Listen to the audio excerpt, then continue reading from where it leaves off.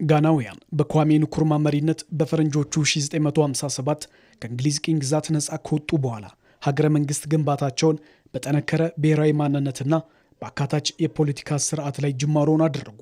በዚህም ሀገራቸውን በአፍሪካ ውስጥ የተረጋጋ አካታችነት ያለውና በዲሞክራሲ ላይ የተመሰረተ ስርዓትንም እውን በማድረግ ዛሬ ላይ ለሌሎች ምሳሌ መሆን እየቻሉ ነው። በቅኝ ግዛት ዘመን የላላውን የወል ትርክታቸውን በማጠናከር ሀገራዊ አንድነታቸውንም አሰናስለው ባህላዊ እሴቶቻቸውንም ጠብቀው ቀጥለዋል።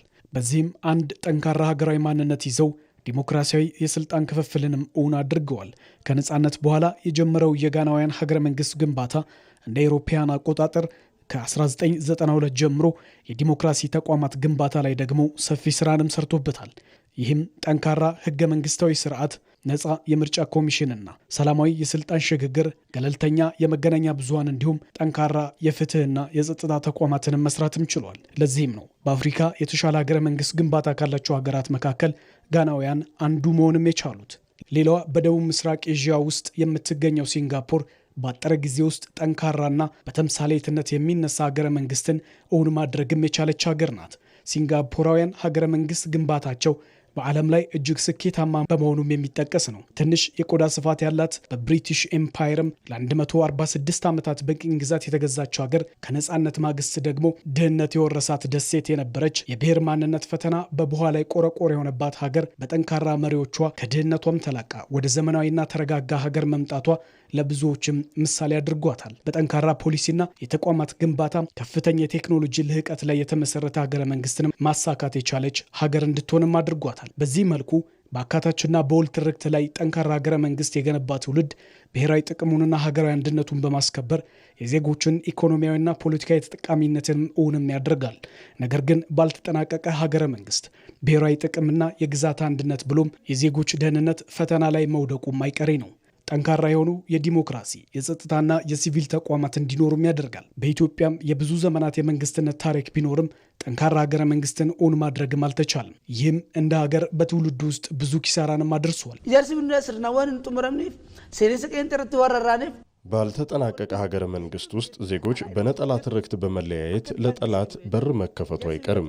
ኢትዮጵያ እንድትዳከም ለሚፈልጉ ኃይሎች ሰፊ እድል እንዲፈጠር ያደርጋል። ለምሳሌ ቀይ ባህርን ያጣነው ሀገረ መንግስት ግንባታችን ባለመጠናቀቁ ነው። እርስ በርስ ያለ መጠራጠርና የተረጋጋ ፖለቲካና ኢኮኖሚ ያለመኖር ሀገራዊ ሀብቶችንም በአግባቡ አለመጠቀም ለዚህ ዳርጎናል። የኢትዮጵያንና የትውልዱን መጻኢ ዕድል የሚወስን ጠንካራ ሀገረ መንግስትንም እውን ማድረግ ለነገ የማያድር የቤት ስራ ነው። ለዚህም ነው የመደመር መንግስት ሀገረ መንግስት ግንባታው በህብረ ብሔራዊ አንድነት ላይ የተመሰረተ ብሔራዊ ትርክት ላይንም መነሻው ያደረገ አካታችም የሆነ ሀገርን እንስራ የሚለው። ይህም ሲሆን ደግሞ አፍርሶ ከዜሮ መጀመር ሳይሆን ባሉ መልካም ውጥኖች ላይ ተደማሪ እሴቶችን በማከል በቀበብሎሽ የሚሳካ ጠንካራ ሀገረ መንግስት ግንባታም እውን ማድረግም የሚቻለው። መደመር አፍርሶ የመጀመር የፖለቲካ ባህል ለኢትዮጵያ አይጠቅምም፣ መቆም አለበት ብሎ ያምናል።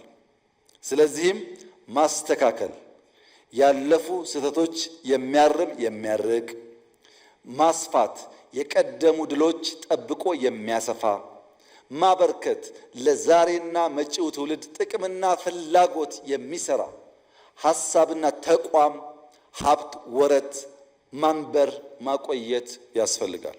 አሁንም የኢትዮጵያን አንድነትና ዘላቂ ጥቅምን የሚያረጋግጡ ተቋማትና ኢኮኖሚያዊ እድገትንን የሚያረጋግጡ የለውጥ ጅማሮች በመደመር መንግስት ተግባራዊ እየሆኑም ይገኛል።